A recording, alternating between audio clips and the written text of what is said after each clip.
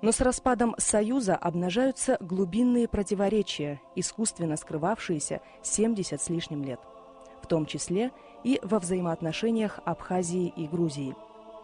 Последняя 14 августа 1992 года попыталась силой оружия решить проблему Абхазии. После 13 месяцев войны, огромных жертв и разрушений, абхазская армия вместе с добровольцами с Северного Кавказа и казаками Юга России 30 сентября 1993 года освободила территорию страны от оккупантов. Сегодня независимая Абхазия оправляется от нанесенных войной ран. გასაგებია ომია და აქ ჩვენ ჰუმანიზმს ვერ მოვთხოვთ ადამიანებს, მაგრამ არსებობს გარკვეული კანონები, რომელსაც ომშიც იცავენ, ხო? როგორ ხსნით ამას? იმით, რომ ქართული ჯარი მოუმზადებელი იყო. თუ იმიტომ, რომ გეგმაზომიერად კეთდებოდა ეს, მე ასეთი რამეც გამიგია, ხო? მოგახსენებთ, მე დავეთანხმები იმ მოსაზრებას, რომ ძირითადად ის შეცდომები, რაც ჩვენმა საჯარისო ფორმირებებმა, მე ამას ჯარს ვერ დავარქმევ, რაც იქ ვნახეთ. და ეს არ იყო რეალურად შეიარაღებული ძალების მიერ წარმოებული, კოორდინირებული საომარი მოქმედებები. ეს იყო დაჯგუფებები, სხვადასხვა საჯარისო დაჯგუფებები, რომელსაც დამოუკიდებელი ხელმძღვანელები ყავდა. თქვენ მხედრიული ჯგუფი აბსოლუტურად ავტონომიურად მოქმედებდა, რაც მე ვნახე სოხუმში. გვარდია ცალკე, ადგილობრივი ჩვენი აფხაზეთის თანამოქალაქეების და შემდგარი საჯარისო დაჯგუფებები და რამდენადაც ვატყობდი, ერთმანეთშიც არ ქონდათ არა მხოლოდ კოორდინაცია, უბრალოდ კარგი ურთიერთობებიც კი. ამიტომ წარმატება სამხედრო кампанияში იყო, წარუმატებლობა იყო абсолютურად логикური. Передаем экстренное сообщение. В ночь с 13 на 14 августа механизированный батальон грузинской армии в количестве 1000 человек на 5 танках, вертолете с 10 пушками пересекли границу Грузии и вошли на территорию Абхазии. Грузинские отряды вошли в этот город 14 августа 1992 года. Операцию назвали «Меч». Ее подготовили художник и полевой командир Тенгиз Китавани и выпущенный за несколько лет до этого из тюрьмы вор в законе и доктор искусствоведения Джаба Иосилиани со своим отрядом Хидриони, что значит «всадники». Эти художник и искусствовед были большими людьми в Тбилиси той поры. Их отряды свергли полгода назад президента Звиада Гамсакурдия. Они позвали управлять страной Эдуарда Шеварднадзе, и бывший член Политбюро понимал, что его зыбкая власть держится на штыках этой странной армии, где интеллигенты-гуманитарии могли маршировать в одной колонне с уголовными авторитетами. Наступление на Абхазию развивалось стремительно. 5 десятков танков вошли в Очимчиры и в Агудзеру, разоружили абхазскую милицию и перешли Ингурский мост, заняли Гали. С вертолетов, которые в тот же день сухумцы прозвали крокодилами, расстреляли здание Верховного Совета Абхазии. На следующий день после взятия Сухуми грузинский морской десант штурмовал Гагры. Не признающие ни дисциплины, ни субординации боевики стали грабить дома городских обывателей. Автомобили, бытовая техника, деньги, драгоценности. Сначала у абхазцев, потом у армян, греков и русских. В Сухуми разграблены и разрушены здания Союза писателей, Союза композиторов, Управления театрального общества. Несколько дней полыхал республиканский архив. Приехавшие на броне танков гвардейцы грузинского госсовета везли с собой списки абхазских цеховиков. Думали о легкой победе и больших барышах, поэтому воевали хуже, чем грабили. И потому уже через несколько дней после начала операции «Меч» абхазцы начали партизанскую войну и наскоро сколотили регулярную армию. Возглавил сопротивление Владислав Ардзинба, первый президент непризнанной республики. რაც შეეხება ბუნებრივია ბრალდებებს, ეს არის პროპაგანდის ნაწილი და ორივე მხარე ომში იყენებს ამ პროპაგანდას. მე დარწმუნებით შემიძლია გითხრათ, რაც ვიცი და რაც მე თვითონ ნახე, რომ არანაირი მიზანმიმართული ანგარიშსწორება და ეთნიკური წმენდა აფხაზური მოსახლეობის მიმართ ჩვენ არ გარგვიხორციელებია. იყო დარღვევის ფაქტები, იყო ძალიან მძიმე დანაშაულის ფაქტები, იყო ყაჩაღობის ფაქტები, ძარცვის ფაქტები. როგორიც იყო საქართველოს სხვა რეგიონებშიც, მაგრამ ეს იყო აი იზოლირებული, თქვათ, ხშირად მეორდებოდა იმ დროს, იმიტომ რომ არ იყო ძლიერი სამართალდამცავი სტრუქტურები, ეს ყველაფერი იყო ბუნებრივი მოცემულობის შედეგი. ამ გარემოებების შედეგი, რა გარემოებებში ჩვენ მოგვიწია ამ ომში შესვლა. თქვენ მზადეთ, რომ ერთმანეთთანაც არ ქონდეთ კარგი ურთიერთობაა, მართლა ჩვენ არ უნდა დაგვავიწყდეს, რომ სამოქალაქო იქონდა გავლილი საქართველოს მაშინ და ალბათ იქაც ომობდნენ ადამიანები, რომელთაც სხვადასხვა პოლიტიკური ინტერესები და გემოვნება შეიძლება ასე თქვას ქონდა. საქართველოს ამბავი ჩვენ ვიცით, რომ ამათ გავლენის სფეროებისთვის მიდიოდა ჯერ კიდევ ბრძოლა ერთმანეთში. ანუ ესეც იყო ერთ-ერთი მიზეზი ომის წაგების, რა თქმა უნდა, ხო, რომ შიგნით არ იყო ერთიანობა. აბსოლუტურად გეთანხმებით.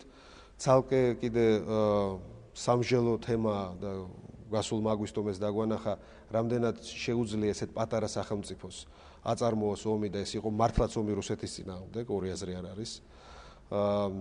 და რამდენხან შეუძლია პატარა სახელმწიფოს გაუძლოს ესეთ სამხედრო და პოლიტიკურ ზეწოლას, მაგრამ აშკარაა, რომ ერთ-ერთი მთავარი და ძირითადი მიზეზი ჩვენი წარუმატებლობის იყო ის, რომ ჩვენ ჯარი არ გვყავდა, ჩვენ გვყავდა გულანთებული პატრიოტი ადამიანების სხვადასხვა დაჯგუფებები, მათში იყვნენ უღირსებიც, ისევე როგორც დღესაც არიან უღირსები ჩვენს გვერდით, მაგრამ ეს არ ნიშნავს, რომ ეს ჩირკი მოეცხოს ყველას, ვინც იქ და უმეტესობა ეს იყო პატრიოტი ადამიანები და დაამტკიცეს კიდევაც. თქვენ გახსოვთ, იცით, რომ დაახლოებით 10,000-მდე ადამიანი ორივე მხრიდან იქ დაღუპული და ძირითადად ეს სამხედროებთან არის სამოქალაქო პირები, ვინც იქ ბრძოლობდა და იბრძოდა თავისი ქვეყნის ასე ვთქვათ ტერიტორიული მთლიანობისთვის და სახელმწიფოებრიობისთვის.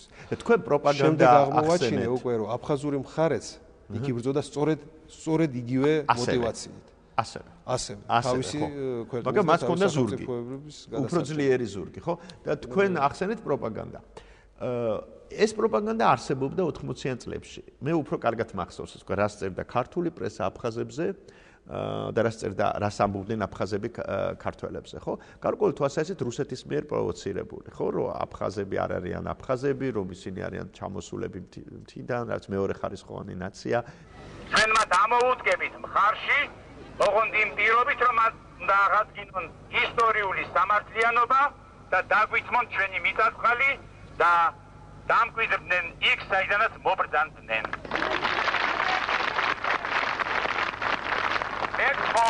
გამომსვლელებს თუ ვინმე მოინდომებს ამ ჭეშმარიტების სხვაგვარად წარმოდგენას არ მოусვინოთ. აფხაზიერი არ არსებობს ვიმეორებ. ის რომ თქვათ გარკვეული ქედმაღლობა იყო, ამას სულ ვამბობ მე ყველა დისკუსიაში თბილისელების აფხაზების მიმართ, როცა ჩადიოდნენ იქ აფხაზეთში. მეორე მხრივ არსებობს აი მაგალითად მე წავიკითხე ვინმე სვეტლანა ჩირვონაია, მე არ ვიცი ახლა სად არის ეს ქალი, რომელსაც აქვს წიგნი აფხაზეთზე, რუსულად გამოცემული ეს 90-იან წლების დასაწყისში, ჩემი აზრით ყველაზე ობიექტური ანალიზია, რაც ამიკითხავს საერთოდ ქართულ-აფხაზურ კონფლიქტზე და უცნაურია, მაგრამ ამას არა ქართველი ეს ადამიანი წერს სვეტლანა ჩირვონაია. ის ლაპარაკობს სწორედ იმაზე, თუ როგორ განუწყვეტლივ მიდიოდა შანტაჟი აფხაზების, აფხაზის საზოგადოების და საქართველოსი რუსეთის მხრიდან. მაგრამ საქართველოს პირდაპირ ეუბნება, რომ ცუდად მოიქცევით, წაგართმევთ აფხაზეთს, ხო? ეს ამას გარკვეული დოკუმენტები არსებობს და ჩერვონაის წიგნში მითითებულია კიდეც ეს დოკუმენტები. ანუ საუბარია ესეთ ყოფით დაპირისპირებაზე, რომელიც არსებობდა ქართულ საზოგადოებასა და აფხაზურ საზოგადოებას შორის, რომელიც კიდევ მეორე პროვოცირებული იყო რუსეთის მხრიდან, მაგრამ მე ვფიქრობ, რომ აფხაზებს ეს კარგად ახსოვს. ახსოვს, რას წერდნენ ქართველი მწერლები აფხაზებზე, ქართველი პოლიტიკოსები აფხაზებზე. სამწუხაროდ ეს დღემდე გრძელდება. და არავინ ამბობს იმას, რომ შესაძლებელია ეს დამოკიდებულება, ხო? თუ გახსოვთ თქვენს. ეს იდეოლოგიური, ასე ვთქვათ, პროპაგანდა პირდაპირ შეიძლება ასე ითქვას. ამ პროპაგანდის მსხვერპლი მეც ვიყავი მაგ დროს, როგორც ყველა დანარჩენი, ვისაც არ ქონდა ინფორმაცია რეალურად, ობიექტურად, როგორ ვითარდებოდა ეს მოვლენები და ჩემი აზრით, მთავარი პრობლემა სწორედ ის იყო, რომ გულწრფელი დიალოგი, განხილვა ამ საკითხის საზოგადოებაში არ იყო. მესმის საბჭოთა დროს ეს ბევრად უფრო შეზღუდული იყო, მაგრამ თუნდაც დამოუკიდებლობის მოპოვების მერე ძალიან ცოტა დრო ჰქონდა, რა თქმა უნდა, სანამ გონს მოვეგებოდით, მაგრამ ღიად და ობიექტურად ამ საკითხზე ლაპარაკი იყო ტაბუდადებული. ამიტომ არ იყო სწორი ქართველისთვის თავისთავად ჩაეყენებინა აფხაზეთის მდგომარეობაში. რა თქმა უნდა, იგივე იყო აფხაზეთის მხრიდან. უკაცრავად პოლიტიკოსებისთვის აფხაზეთის მხრიდანაც იყო ძალიან მომგებიანი ეს პოპულიზმი, რომ და მომგებიანია დღესაც სამწუხაროდ ეს პოპულიზმი, რომ აი მე გავაერთიანებ საქართველოს, მე აფხაზეთს დაუბრუნებ საქართველოს, რომ ჩემი გავლენის ქვეშ მოვაქცევ და ხალხი ამას იჯერებს. იჯერებდა 80-იან წლებში ეს ადვილად და თქვენ ალბათ მოგეხსენებათ, რომ პოლიტიკოსები და ხელისუფლებაც ამით ყოველთვის ქულებს აგროვებს ხოლმე, ხო, ამ განცხადებებით. ანუ იგივე არის აქაც. რა როგორ შეიძლება საკითხის ქვეშ დაყენებას, ამ საკითხის დაყენებას სოხუმს დავთმობთ თუ არა, როგორ უნდა დავთმოთ სოხუმს? საქართველოს დაღუპულებას არავის არ უწევ. ქართველი ხალხის სამხედრო გენია საქართველოს არის აღიარებული. დავით აღმაშენებლის არმია არა მარტო სამხედრო თვალსაზრისით იყო უძლიერესი, არამედ მორალური თვალსაზრისით. მე ჩვენი ბიჭების საყურადღებოდ ლაპარაკობ ამას. ჩვენი ბიჭებისა პატარა ჭილი დაეცა ჩვენი არმიას, როდესაც ვნით ზოგიერთის არაწესიერი და ჩვენთვის მიუღებელი საქციელის გამო, თუმცა მათი გმირობის წინაშე ყველანი თავს მიხვდა. ეხლა თქვენ აგვისტოს ომი ახსენეთ, მე ცოტა მოგვიანებით მინდოდა ჩვენ კიდევ გვაქვს დრო ამაზე გვესაუბრა, მაგრამ მე ყოველთვის ვამბობდი, არ ვიცი მეთანხმებით თუ არა, რომ საზოგადოების დაკვეთაც იყო სამწუხაროდ ამ ომის და გარკვეული თვალსაზრისით პროვოცირებაც, ესე იგი შანტაჟით შეიძლება ასე ითქვას, რომ დაიწყე ეხლა ომი, გააერთიანე აფხაზეთი, თუ გინდა რომ მე შეგენ. ერთ რამეში შეგიკამათებ. კი ბატონო. როდესაც მე დავიწყე ამ პრობლემაზე მუშაობა, ეს იყო 2005 წელს, როდესაც შემომთავაზეს მოლაპარაკებებში მიმეღო მონაწილეობა და ამავე დროს ყოფილიყავი აფხაზეთის სტრუქტურების ხელმძღვანელი. და იქ გავჩერდით ასევე, როდესაც ეს შეხვედრები მე დავიწყე აფხაზურ მხარესთან, მივხვდით, რომ ძალიან კარდინალურად განსხვავებული ხედვა გვაქვს იმაში, რა მოხდა, ანუ ისტორიულ ნაწილთან დაკავშირებით, როგორ დაიწყო ეს კონფლიქტი. და ეს ადამიანები იყვნენ ჩემთვის, ვინც ასობით და ათასობით ქართველი და მათ შორის მამაჩემიც დახვრიტა. მაგრამ მეორე მხრივ დავინახე ის, რომ ამათაც ერთადერთზე რაზეც შეიძლება ვილაპარაკოთ, არის მომავალი და მომავალში რომ იგივე არ განვიმეოროთ, ამისთვის შეგვიძლია რაღაც შეთანხმებების მიღწევა. და როდესაც ამის შესახებ მე მართლა შევიცვალე ჩემი ხედვა, იმიტომ რომ დავინახე იმ ადამიანებში ჯერცერთი პოტენციური პარტნიორები, რომ მშვიდობა იყოს და აღარ გავიმეოროთ, რაც მოხდა ის. და გარდა ამისა, მათი სიმართლეც დავინახე. ხა ჭეშმარიტება ერთია, ვიცით, მაგრამ ჩვენ ამ ჭეშმარიტებას სხვადასხვა კუთხიდან უყურებთ. დაახლოება ამ აზრების დარწმუნებული ვარ, აწლეულების მანძილზე ვერ მოხდება. მაგრამ ამიტომ თუ ჩვენ ავირჩიეთ, რომ მომავალში შევძლებთ, თავიდან ავირიდოთ, პირველ რიგში ომი და დავიწყოთ თანაცხოვრების ფორმებზე ფიქრი, ეს იყო ერთადერთი სწორი გზა და ამ გზის შესახებ დავიწყე ლაპარაკი დევნილთა საზოგადოებაში, რომ მე მაშინ მუშაობდი მათ სტრუქტურებში. და როდესაც უხსნიდი, ლაპარაკობდი ამ თემაზე, დამერწმუნეთ 99% მეთანხმებოდა და იძახდა, რომ კი ერთადერთი გზა არის შერიგების გზა და ამ გზაზე, რაც მალე დავიწყებთ შეხვედრებს და ამ შერიგების გზების ძიებას მით უფრო მალე დავბრუნდებით ჩვენ საკუთარ საცხოვრებელ სახლებში. აგრესიული ნაწილიც კი ისეთები, ვისაც დაკარგული ყავდა ძმები, შვილები, ისინიც კი აღიარებდნენ, რომ ეს მათი აგრესია უნდა გადაიდოს გვერდზე და მომავლისთვის უნდა ისინიც შევიდნენ აი ამ შერიგების პროცესში. ამიტომ უკაცრავად თქვენ რომ აი დევნილების მხრიდან არ ყოფილა ომის დაკვეთა, ხო? არ ყოფილა და ამიტომ თუ სწორად აუხსნი საზოგადოებას, ღიად დაელაპარაკები, მათ აზრსაც მოისმენ და დისკუსიას გამართავ ამ საკითხზე, დაკვეთა საზოგადოების იქნება ადეკვატური. და როდესაც შენ პოლიტიკოსი ეუბნებ, რომ ერთადერთი გზა, ეს არის ომის გზა, ერთადერთი გზა არის სამხედრო გადაწყვეტა, რა თქმა უნდა, ესეც ამ შემთხვევაში პოულობს გარკვეულ დასაყრდენს საზოგადოებაში, იმიტომ რომ მათ გონიათ პირველ რიგში ეს რეალისტურია და მათი სახლში დაბრუნება საქმეში ეს წინ წაწევს ამ თემას. ამიტომ მე უფრო პოლიტიკოსების ბრალს ვხედავ ამაში, ვიდრე საზოგადოებას. და აი ამ მილიტარისტულ პროპაგანდაში, რომელიც ქვეყანაში არსებობდა, ხო?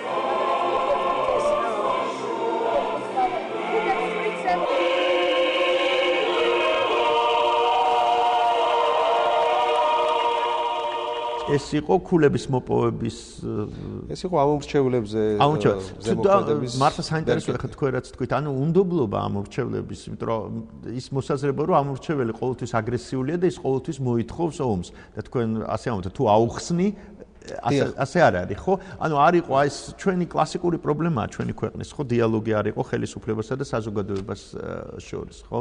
და ქედმაღლური დამოკიდებულება ხელისუფლებისა ადამიანების მიმართ. და დღესაც ესე გრძელდება სამწუხაროდ.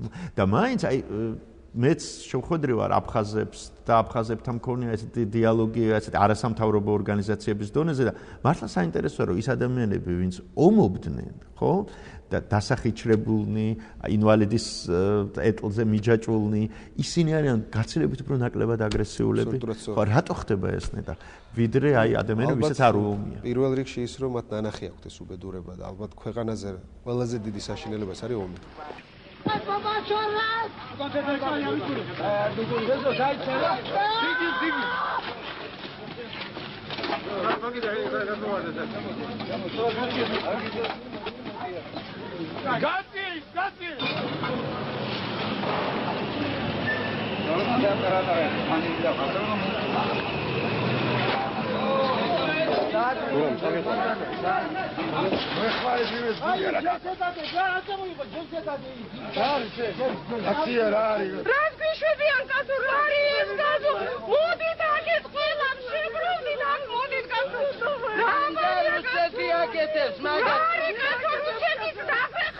ომი როდესაც ამ ძალიან მოკლე პერიოდში მე მომიწია ყოფნა, მაგრამ ღირებულებები ადამიანს მთლიანად გეცვლება. ანუ მთლიანად რეალდება, იმიტომ რომ ის რაც ყველაზე მთავარია სიცოცხლე, იქ არის აბსოლუტურად გათელილი.